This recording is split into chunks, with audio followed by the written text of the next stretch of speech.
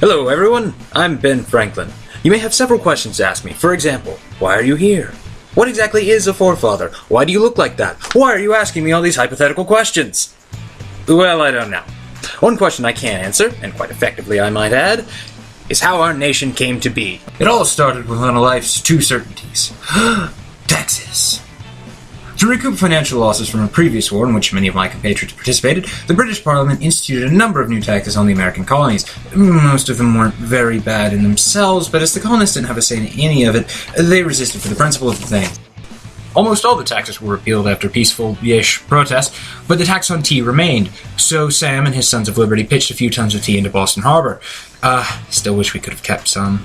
Taxes doesn't change the fact that it was good tea. So the British put the whole city on lockdown in response, of course. This rather heavy-handed action and events like the Boston Massacre spurred open resistance to British authority. The fighting started when the British tried to confiscate weapons at Concord. Fighting broke out at Lexington, Concord, and the entire road back to Boston. My good friend Thomas Paine published a little pamphlet urging people towards independence, and then the Second created the Declaration. Narcoleptic old codger. Never was able to stay awake at these things. At the Congress, I, Thomas Jefferson, wrote the Declaration of Independence, which declared the colonies a separate nation from Great Britain. From there, warfare and diplomacy carried the nation. For example, my sleepy colleague here was sent to France to... Indeed. Yes, I was sent to France, where I basically single-handedly won the war by using my infinite wit, wisdom, and charm to convince the king to intervene on our behalf. Any other actions it alleged I undertook there have been slanderously exaggerated. Yes, I suppose the actual war was important too, but that was George's thing, so it's not really mine to talk about. Anyway, the diplomacy was just as important. So, after we won the revolution and got land west of the Mississippi, we set about setting up a new nation.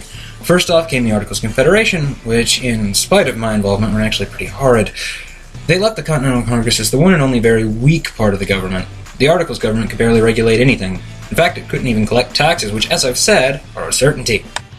So, following the wake-up call of Shays' Rebellion, the Constitutional Convention met in Philadelphia to design a new government for the United States. Again? Really? Oh well. So anyhow, the convention met, and in a bit of ominous foreshadowing, immediately split into two camps. The Virginia plan, calling for representation by population, favored the large states, and the New Jersey plan, calling for equal representation, favored the small states.